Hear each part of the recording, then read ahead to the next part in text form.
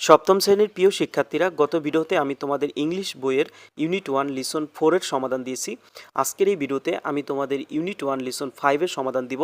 তাহলে চলো দেখি লিসন 5 এ কি লেখা আছে। দেখো এখানে লেখা আছে, read the conversation again and in pairs or groups write the similarities and dissimilarities between Faria's and Raihan's school. যার অর্থ হচ্ছে কথোপকথনটি আরেকবার পড়ো।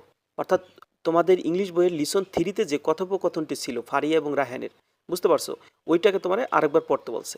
তারপর দল বা জোড়ায় ভাগ হয়ে ফারিয়া এবং রায়হানের বিদ্যালয়ের মধ্যে যে সাদৃশ্য বা বৈসাদৃশ্য রয়েছে তা তোমাদের লিখতে বলছে। ওকে, সাদৃশ্য মানে হচ্ছে মিল এবং বৈসাদৃশ্য মানে হচ্ছে অমিল। অর্থাৎ ফারিয়া এবং রায়হানের স্কুলের মধ্যে যে মিল এবং অমিলগুলো রয়েছে তা তোমাদের লিখতে বলছে। ঠিক আছে, ওকে। দেখো তারপরে নিচে দুইটা লাইন আছে, দেখি কি লেখছে। সিমিলারিটিস মানে মিল, the things both the school have, for example both school have gardens.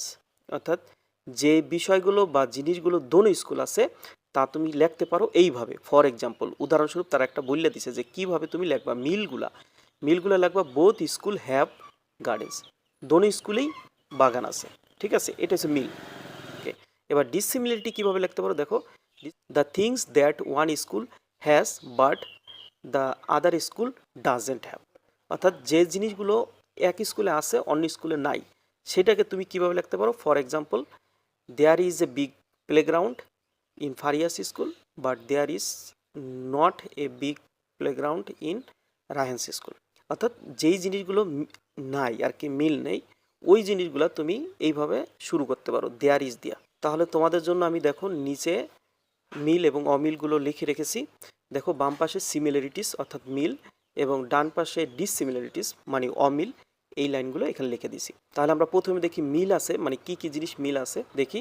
দেখো বোথ স্কুল হ্যাভ গার্ডেন্স, দোনো স্কুলেই বাগান আছে, তার মানে কি এটা মিল আছে। তারপর দেখো আর কি কি আছে, বোথ স্কুলস হ্যাভ লাইব্রেরিজ, অর্থাৎ দোনো স্কুলের লাইব্রেরি আছে। 3 নম্বরে কি লিখছে দেখো, বোথ স্কুল হ্যাভ প্লেগ্রাউন্ডস, দোনো স্কুলেরই খেলার মাঠ আছে।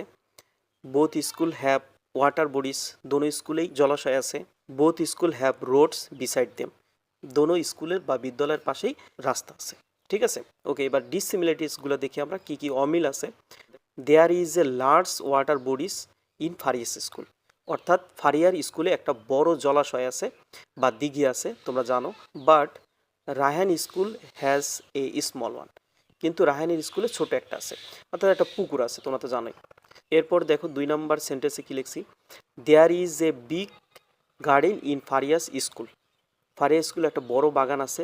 But Raihan's school has a tiny one, অর্থাৎ রায়হানের স্কুলে আছে একটা ছোট আর কি, ছোটোখাটো একটা আছে।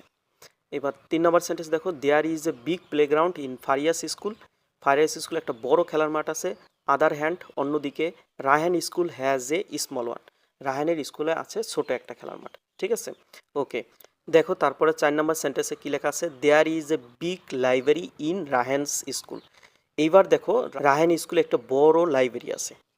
এবার কিন্তু খেয়াল করছো রায়হান স্কুলে কিন্তু বড় library, but Faria's school has a small one, আর কিন্তু ফারিয়ার স্কুলে আছে ছোট একটা লাইব্রেরি।